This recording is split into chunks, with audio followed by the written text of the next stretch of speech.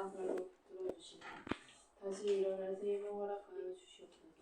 아멘. 지금 말씀 전하실 목사님을 기억하여 주시며 영혼의 강건함과 육신의 건강을 허락하여 주시며 말씀과 기도로 날마다 성령 충만케 하여 주시옵소서. 아멘. 주는 교회 성도님들 함께하시며 각자의 기도 제목에 소원에 응답하여 주시며 아픈 부분들이 있다면 치유의 은혜도 허락하여 주시길 소망합니다. 아멘. 이 시간 말씀을 들을 때에 온전히 집중케 하시고 말씀이 좋은 땅에 떨어지면 착하신 좋은 마음으로 말씀을 듣고 지키며 인내로 열매를 맺게 하여 주시옵소서. 아멘. 예수님의 이름으로 기도합니다. 아멘. 하나님 말씀 스바냐서 1장입니다. 스바냐서 1장. 스바냐 1장입니다. 스바냐. 스바냐. 스바냐 1장 1절입니다. 1장 1절에서 7절까지 보겠습니다. 스바냐 1장 1절에서 7절까지.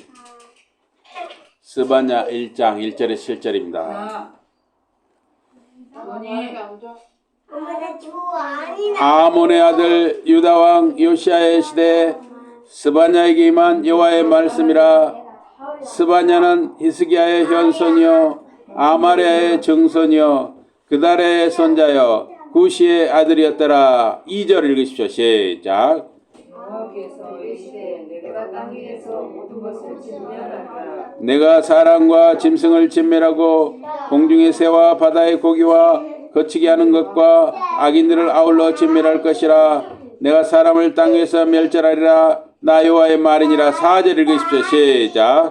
내가 유다와 예루살렘의 모든 짐승을 위해 가져와 마을을 곳에서 멸절하며 마을과 피해자들을 아울러 멸절하며 또 지붕에서 하늘의 무벼락에 경배하는 자들과 경배하며 여호와께 맹세하면서 말감을 가리켜 맹세하는 자들과 6절 하조가 읽으십시오. 6절 하조.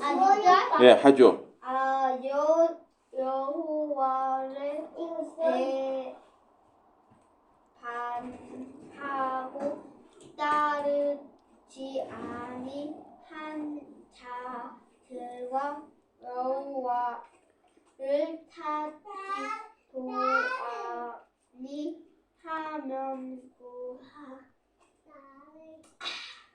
지도 아니한 자들이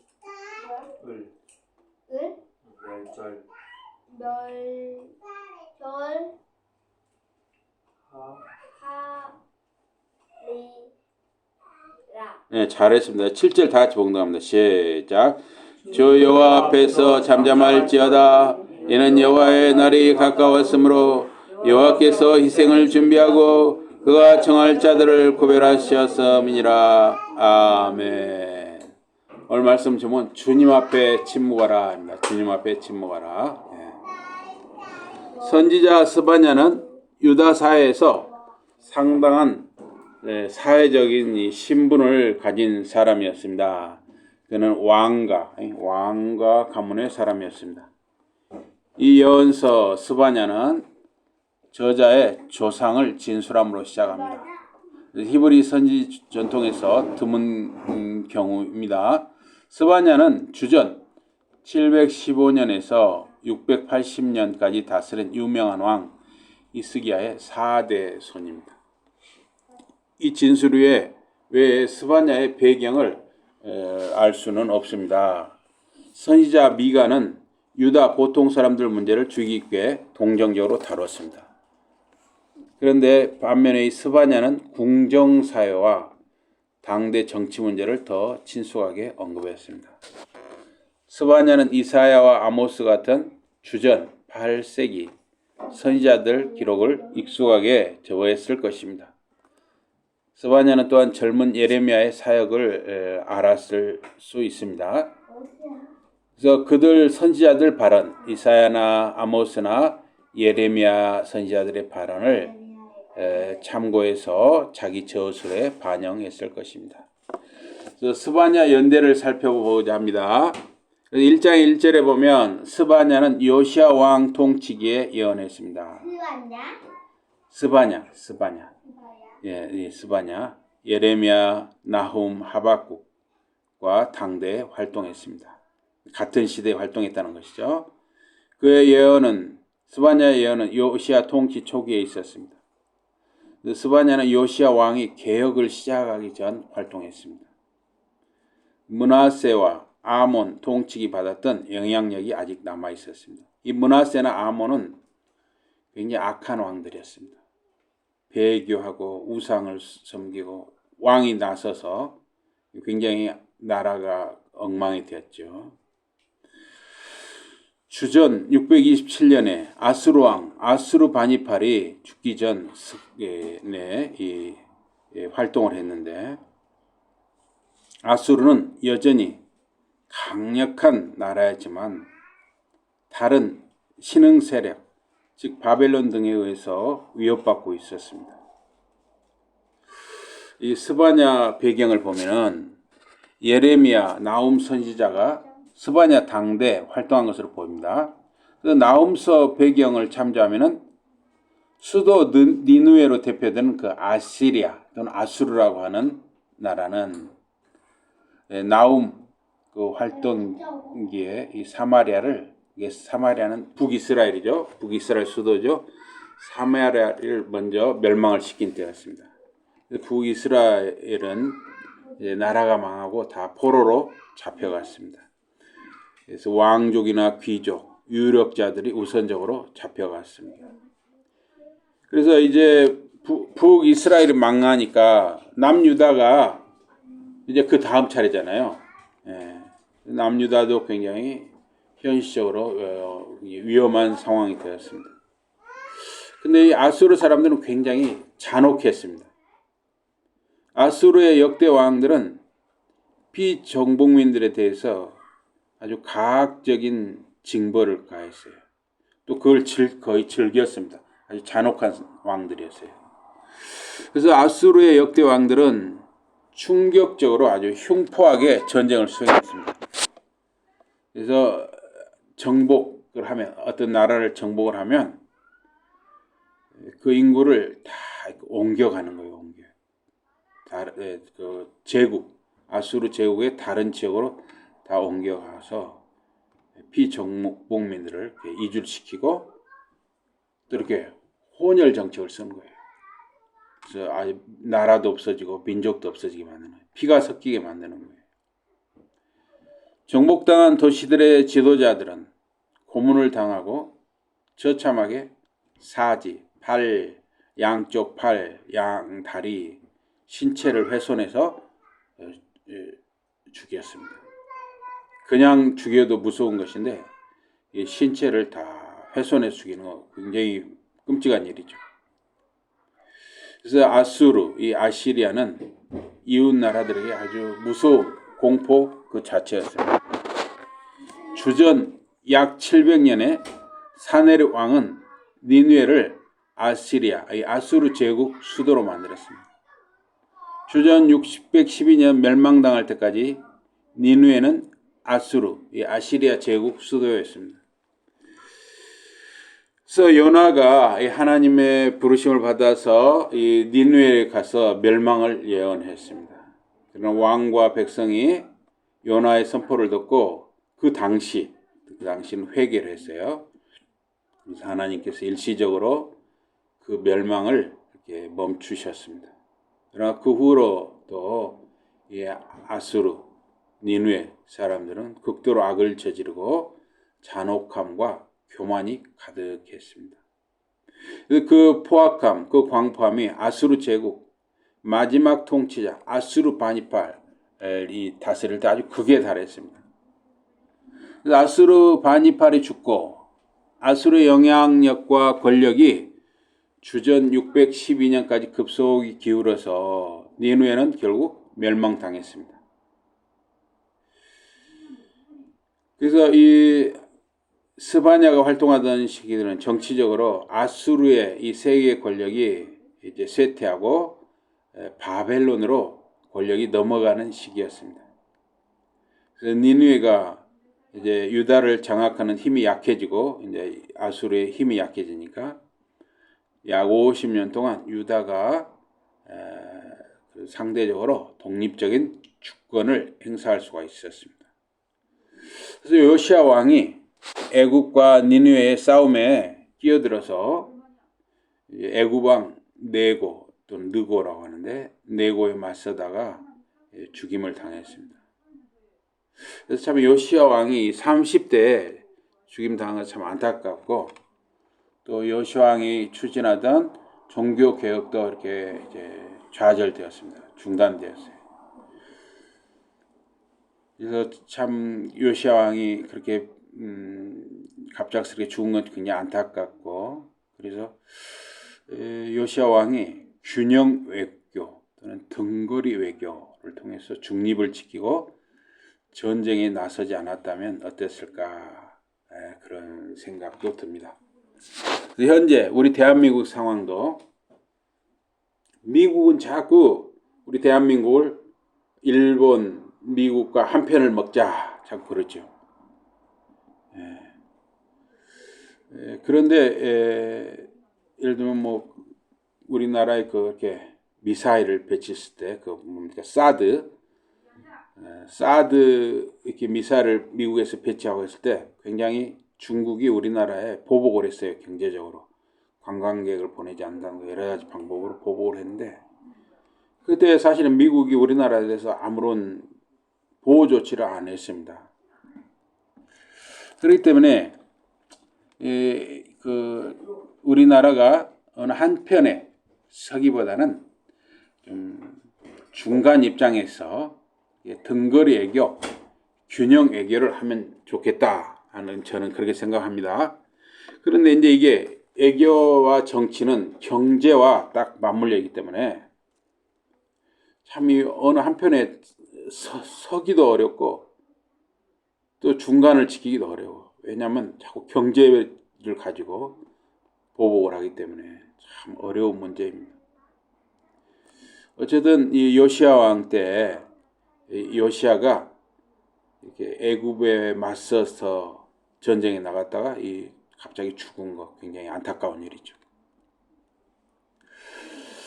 이 히스기야 아들 므낫세가 통치할 때 굉장히 오랫동안 그 악한 일이 이어졌어요. 약 50년 동안 므낫세가 배교와 우상 숭배의 길로 갔습니다. 또 히스기야 손자 아몬이란 왕도 2년 동안 다스렸는데 배교와 우상의 길을 걸었습니다. 그래서 요시야가 어린 나이 약 8살에 왕이 되었는데 8살이니까 왕이 되었지만 그 할아버지 므낫세 또 아몬의 그 배교와 우상 숭배 영향을 그대로 유다 나라가 그 영향을 그대로 받은 거죠. 그래서 요시야는 이게 8살이니까 아직 개혁을 시작하기 어려운 나이였습니다. 그래서 20대 후반 정도 됐을 때 요시야가 이제 성전 수리 과정에서 발견된 율법책 이걸 이제 그 서기관 사반의 입을 통해서 낭독했을 때 그래서 요시야가 이제 옷을 찢고 회개함으로 종교 개혁을 시작하게 됐습니다. 어쨌든 이 종교 개혁이 계속 진행됐으면 좋은데 요시야가 또 이게 전투에 나가서 애굽 왕 느고 또는 네고에게 맞서서 이렇게 갑자기 죽게 되니까 종교 개혁을 하다가 말았어요. 하다가. 그래서 므낫세와 아몬의 배교, 우상 숭배의 영향으로 결국 유다와 예루살렘은 바벨론에 멸망당하고 유다의 똑똑한 사람들은 다 포로로 잡혀가게 됐습니다. 그래서 70년을 바벨론에 끌려가 살아야 했습니다. 그래서 이 바벨론 70년 포로 생활은 유대인들에게 이제 배교, 우상 숭배를 철저히 반성하고 야훼 하나님께 대한 믿음 생활과 율법서를 재정비하는 기간이 되었습니다. 그래서 여기 스바냐서 1장 1절에 보니까 이것은 아몬의 아들인 유다 왕 요시야 때 스바냐가 받은 예언의 말씀이라. 스바냐의 아버지는 구시, 구시의 아버지는 그달리아, 그달리아의 아버지는 아마랴, 아마랴의 아버지는 히스기야라고 그랬습니다. 그래서 야훼의 말씀, 하나님의 말씀이 구시 아들 스바냐에게 임했습니다. 그래서 야훼의 말씀이라 하는 것은 선지서들의 도입 관용구 같은 것입니다. 그래서 스바냐라는 것은 야훼께서 숨기신다, 또 야훼께서 보호하신다 하는 뜻이에요. 그래서 악명 높은 이 브나스의 통치 기간, 이 스바냐가 태어났을 때 그 부모는 굉장히 어두운 시대잖아요. 므낫세가 다스릴 때 약 50년간 므낫세가 다스렸는데, 그때 나라가 온 나라 우상 숭배에 젖어 있고 하나님을 떠나고 얼마나 어두운 시대예요. 부모 입장에서는 그 아기 스바냐를 보면서 이 아기가 이 어려운 시대, 이 어두운 시대를 잘 자랄 수 있을까 하는 의미에서, 기도하는 의미에서 야훼께서 숨기신다, 야훼께서 보호하신다, 스바냐라는 이름을 지어서 부모의 기도가 담긴 것이죠. 그래서 여기 저자 스바냐 족보로 판단할 때 스바냐는 20대 초반 정도의 예언 사역을 시작한 것으로 보입니다. 스바냐는 앞에 말씀드렸다시피 히스기야의 4대 손이에요. 스바냐는 왕족, 지배계급 출신, 즉 금수저 출신이라고 할 수가 있습니다. 선지자 이사야 역시도 궁정사회에 출입했지만 이사야는 이 왕족 출신은 아니었고 상류층 귀족 출신이었을 것입니다. 여기 스바냐서 2절과 3절을 한번 같이 읽어보겠습니다. 2절과 3절 다 같이. 스바냐서 2절과 3절입니다. 1장 2절과 3절 다 같이 시작. 여호와께서 이르시되 내가 땅 위에서 모든 것을 진멸하리라. 내가 사람과 짐승을 진멸하고 공중의 새와 바다의 고기와 거치게 하는 것과 악인들을 아울러 진멸할 것이라. 내가 사람을 땅 위에서 멸절하리라. 나 여호와의 말이니라. 아멘. 여기 보면 쓸어 없앤단 말이 여러 번 나오고 있어요.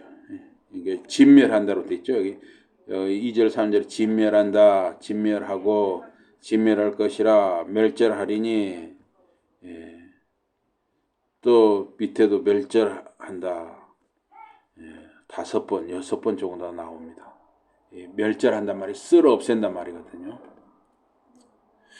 이 표현 2절과 3절에 이 땅 위에 있는 것을 모두 쓸어 없앤다. 사람, 짐승을 쓸어 없애고 공중의 새, 바다의 물고기도 쓸어 없앤다. 사악한 자들을 걸려 넘어지게 하는 것들도 쓸어 없앤다. 그래서 땅 위에서 사람을 깨끗이 없애버리겠다. 이렇게 주께서 말씀하십니다. 스바냐는 이 다가오는 재앙을 노아 홍수 시대 하나님 말씀의 어투로 말했습니다. 이것은 우주적 심판 선언입니다. 스바냐 선지자는 우주적 멸망 선언으로 이 책을 시작을 합니다. 하나님이 땅 위에서 사람이나 짐승이나 모두 사라지게 하겠다고 선언하십니다. 인간이 우상을 섬기고, 짐승보다 못한 것이죠. 우상을 섬기면 사람이 소를 섬기고 뱀을 섬기고 나무를 섬기고 돌을 섬기고 하늘의 별들을 섬기고, 이렇게 되면 짐승보다 못하게 되는 거죠. 사람이나 짐승이나 구별이 없이 땅에서 없앤다고 선언합니다. 현재 2024년 5월 짐승보다 못한 사람들, 짐승만도 못한 짓들이 우리나라나 세상 곳곳에서 일어나고 있습니다. 하늘의 새와 바다와 물속 고기를 다 멸하시겠다 합니다. 짐승이나 새, 물고기, 하늘과 바다, 물속에 사는 모든 생물, 동물들은 인간의 삶과 연결되어 있습니다. 인간이 타락하고 배교의 길로 가면은 인간과 함께 땅과 하늘과 바다와 물의 생명체, 즉 동물을 멸하시겠다는 것입니다. 이것은 노아 시대 홍수 심판과 유사한 것입니다. 창세기 6장 5절과 7절 노아 시대 홍수 심판 이걸 묘사한 걸 보면 주께서 세상 사람들이 매우 악한 것을 보셨다. 그들이 마음속으로 언제나 악한 일만 생각하고 있는 것도 보셨다. 주께서는 땅 위에 사람을 만드신 것을 슬퍼하시며 마음 아파하셨다. 그래서 주께서 이렇게 말씀하셨다. 내가 땅 위에 만든 사람들을 모조리 쓸어버려야겠다. 땅 위에 사는 것은 사람이나 동물이나 길짐승이나 공중의 새나 가릴 것 없이 모조리 쓸어버려야겠다. 내가 그것들을 만든 것이 후회스럽구나. 그러나 스바냐가 경고한 재앙은 물 심판이 아니라 하나님이 내려놓은 진노의 불로 이루어집니다. 악인들을 돌 무더기 같은 장애물이 가로막고 결국 그들은 완전히 멸망당하게 됩니다. 그래서 이 사람이 섬기는 우상 숭배, 이것은 결국은 사람에게 걸림돌이 되는 거예요. 스스로 걸려 넘어지게 되는 것이죠. 에스겔서 이 3절, 에스겔서 14장 3절에서 4절 보면 사람의 아들아, 이 사람들은 마음속에 우상을 세우고, 이 사람의 아들아 인자야 그 말이죠. 이 사람들은 마음속에 우상을 세우고 자기들을 죄에 빠뜨리는 올가미를 코앞에 두고 사는 사람들이다. 그런데도 그들이 내게 와서 묻는 것을 허락해야 한단 말이냐. 그러니 너는 그들에게 이렇게 말하여라. 나 주 하나님이 하는 말이다. 이스라엘 지방 가운데 어느 누구라도 마음속에 우상을 세워 놓거나 자기를 죄에 빠뜨리는 올가미를 코앞에 둔 채 예언자를 찾아와 부르면 내가 직접 그에게 대답할 것이다. 인간이 섬기는 우상은 결국 그것을 섬기는 자 본인에게 올가미가 되고 걸림돌이 되는 것입니다. 사람들이 우상을 섬기고 하는 것은 다 자신에게, 섬기는 자 자신에게 올가미, 걸림돌이 되는 것입니다. 유다와 예루살렘은 하나님의 계시를 받은 언약 백성, 계약 백성으로서 구별된 삶을 살지 못했으니 우선적으로 우주적 심판의 본보기로 삼아서 바벨론 나라에 멸망당하게 되었습니다. 이 4절에서 6절은 스바냐의 주된 사역이 주전 621년 전에 일어났다는 것을 암시하고 있습니다. 주전 621년은 요시야 왕 주기 18년, 요시야 나이 26세 때였습니다. 요시야 종교개혁이 일어난 때였습니다. 요시야는 앞에 말씀드렸다시피 8세 왕이 되었는데 예루살렘에서 31년을 다스렸습니다. 주전 621년 성전 수리 과정에서 율법서를 발견했습니다. 그 율법책을 왕 요시야 앞에서 서기관 사반이 읽었습니다. 그 낭독되는 말씀을 들은 요시야 왕은 자기 옷을 찢었습니다. 자기 옷을 찢는다는 것은 회개와 결단을 의미합니다. 그것이 종교개혁 계기가 되었습니다.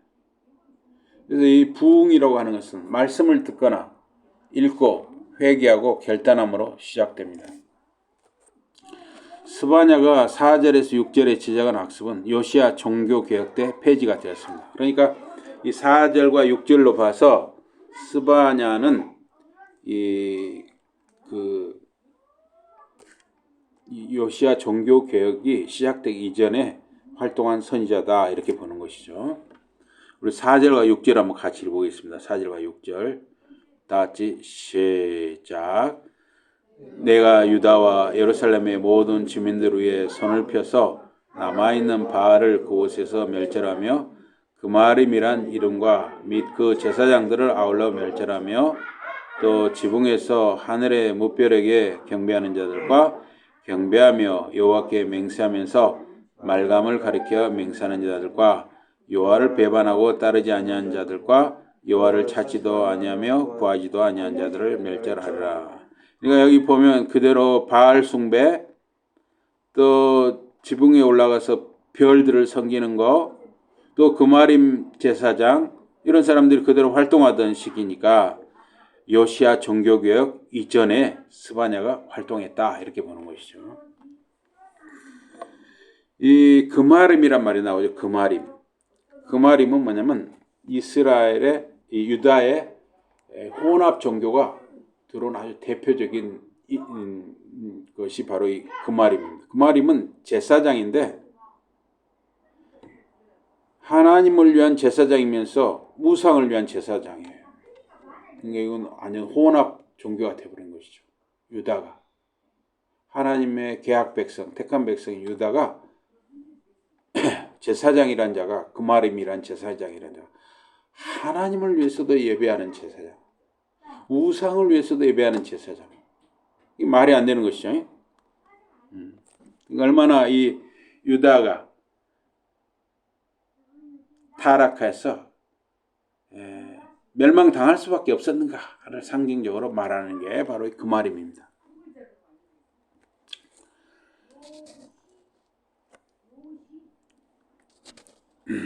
왕족 출신인 스바냐는 예루살렘에 거주했을 것으로 봅니다. 스바냐는 유다가 바알 숭배에 참여하고 회개하지 않음을 책망하고 심판을 경고했습니다. 그 말임은 남유다의 혼합 종교가 들어온 결과로 생긴 직업입니다. 야훼 하나님도 섬기고 바알이나 다른 우상도 섬기는 데 필요한 소위 제사장이었어요. 혼합 종교를 끌어들이는 사람은 솔로몬 왕이었습니다. 솔로몬 왕은 많이 포장이 돼 있어요. 성전을 지었다, 포장이 돼. 사실 어떻게 보면 좀 심한 말로 좀 나쁜 놈이죠. 나쁜 놈이요, 솔로몬 왕은. 솔로몬 왕은 너무 많은 정략 결혼을 통해서 그 여자들이 가져온 우상을 다 끌어들였어요. 이 금하림은 바알 선지자들은 아니었습니다. 바알을 전용으로 섬기는 선지자들은 아니었어요. 금하림은 산당, 즉 높은 곳이나 야훼 우상 숭배를 위해 세운 제사장들이었습니다.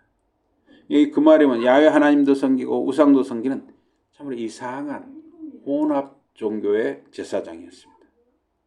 근데 이들을 누가 세웠느냐? 바로 유다 왕들이 세웠어요. 악한 유다 왕들, 므낫세라든가 아몬이라든가 악한 유다 왕들이 세운 것입니다. 유다가 얼마나 멸망할 수밖에 없었는지를 보여주는 것이죠. 생각하고 없이 교회에서 예배를 드리는데 목사가 하나님 말씀도 전하고 여기서 뭐 무당들이 하는 것도 같이 해보십시오. 이게 뭡니까? 참으로 하나님의 진노를 살 수밖에 없는 것이죠.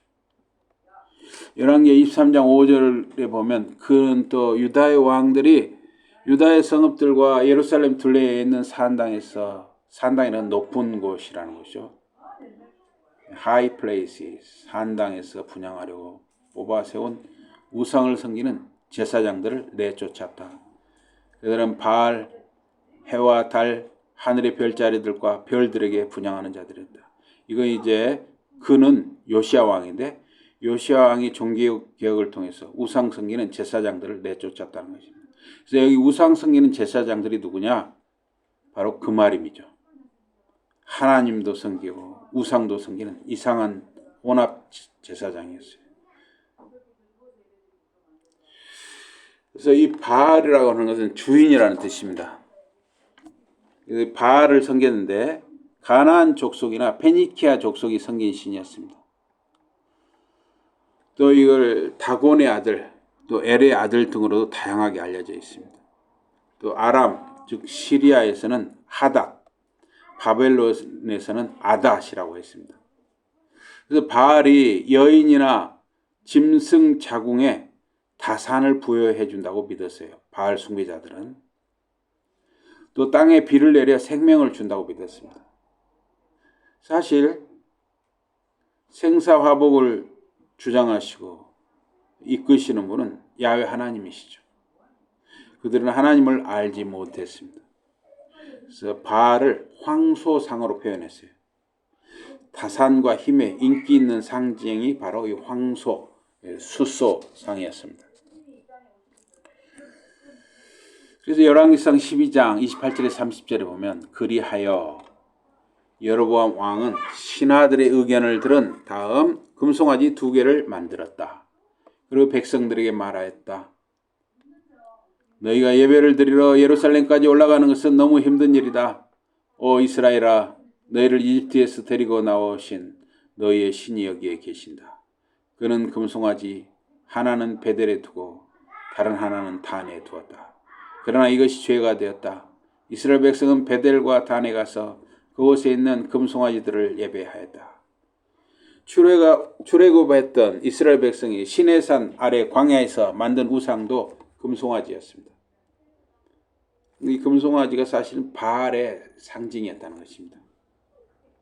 폭풍 구름은 바알의 수레, 천둥은 그의 목소리, 번개는 그의 창과 활로 믿었습니다. 바알 숭배는 신전 음행과 어린아이 인신 제사가 행해지기도 했습니다. 이게 신전에서 말입니다. 신전 창남들이 있어가지고 거기서 음란한 짓을 하는 거예요.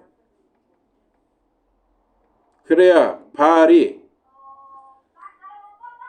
사람이나 짐승이나 자녀나 새끼를 많이 낳게 해준다는 거예요. 근데 어린 아이를 제물로 드리기도 했어요. 그러니까 사람이 말입니다. 잘못된 종교에 빠져버리면 짐승만도 못해지게 되는 것입니다. 폭풍이나 천둥이나 번개는 하나님 주권 아래에 있지만 바알 숭배자들은 그것을 몰라서 그걸 바알이 움직인다고 생각을 한 것이죠. 예레미야 19장 5절에 보니까 그들은 바알을 위해 산당들, high places, 높은 곳을 세우고, 그래서 되게 우상을 섬기는 사람들은 높은 데를 좋아해요. 산에 올라가서. 지금도 마찬가지죠. 우상을 섬기는 사람들, 미신을 섬기는 사람들, 높은 데 올라가서 제사 지내기를 좋아해요. 그곳에서 자식들을 불에 태워 바알에게 제물로 바쳤다. 그런 짓은 내가 시키지도 않았고 입 밖에 낸 적도 없고 생각조차 해보지 않은 것이다. 그런 일들을 누가 했냐? 유다 왕들과 예루살렘 주민들이 그렇게까지 타락했다는 것입니다. 하나님은 도저히 그들을 그냥 둘 수가 없어요. 쓸어버려야겠다. 6번이나 반복할 정도로 하나님이 너무너무 화가 나신 것이죠. 엘리야나 엘리사 선지자와 구약 선지자들은 바알 숭배를 배격하고 저항했습니다. 스바냐서 1장 5절에 보니까 지붕에 올라가 하늘의 별들에게 절하며 숭배하는 자들과 주님께 맹세하고 엎드려 절하면서 밀감에게도 맹세를 하는 자들을 없애버리겠다. 밀감 또는 밀곰. 주님을 따르지 않고 등 돌린 자들, 주님께 간구하지 않고 주님을 찾지도 않는 자들을 없애버리겠다. 유다와 예루살렘 사람들 중에 지붕에 올라가 하늘의 별들을 숭배하고 절하는 자들이 있었다는 것입니다. 열왕기하 23장 12절에 보니까 그는 유다 왕들이 아하스의 다락방 지붕에 만들어 놓은 제단들과 므낫세가 주의 성전에 있는 두 뜰에 세워놓은 제단들을 모두 허물었다. 요시야 종교개혁 모습이죠.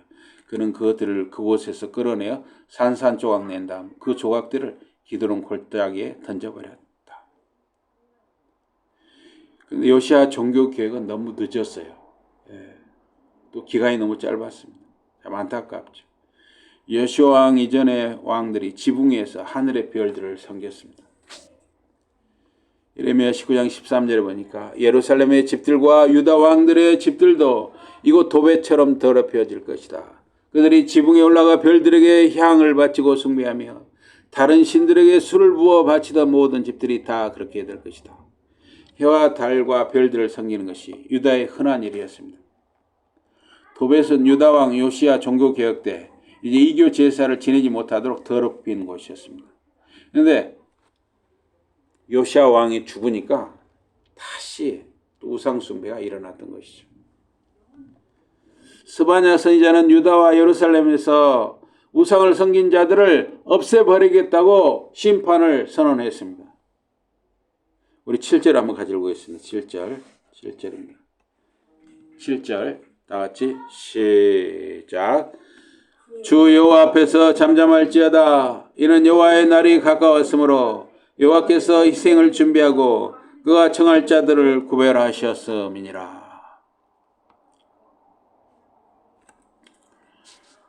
이걸 쉬운 성경으로 읽어보겠습니다. 내 주이신 주님 앞에서 입을 다물어라. 주님의 날이 가까웠다. 주께서는 희생 제물을 준비해 놓으셨다. 주께서는 초대할 사람들을 불러 따로 거룩하게 구별해 놓으셨다. 야훼 하나님 앞에서 입을 다물라, 침묵하라 말합니다. 침묵이 때로는 더 큰 힘을 갖는 것입니다. 하박국서 2장 20절에 보니까 그러나 주님께서는 당신의 거룩한 성전 안에 살아계신다. 온 땅아 그분 앞에서 잠잠하여라. 야훼 하나님은 당신의 거룩한 성전 안에 살아계십니다. 여기 거룩한 성전은 사람이 지은 성전이 아니라 하늘 보호자를 말합니다. 주님의 날, 즉 심판의 날이 임박했으니 인간은 침묵하라, 입을 다물라는 것입니다. 수도원의 수도자들이 가장 중시하는 일이 말하지 않는 것, 침묵하는 것입니다. 입을 다무는 것입니다. 우리가 경건 생활하면서 때로는 이 침묵이 필요할 때가 있어요. 하나님 심판 앞에 겸손하게 조용히 순복하라는 것입니다. 야훼 하나님께서 희생 제물을 준비해 놓으셨다 합니다. 이 희생 제물이 무엇이냐? 배교와 우상 숭배에 빠진 유다와 예루살렘을 하나님이 희생 제물로 내놓겠다는 것입니다. 초대자들을 불러 따로 거룩하게 구별하셨답니다. 초대자가 누구냐면 바로 이방 나라들입니다. 이방 나라 바벨론입니다. 이방 나라 바벨론을 유다와 예루살렘 심판의 도구로 사용하셨습니다.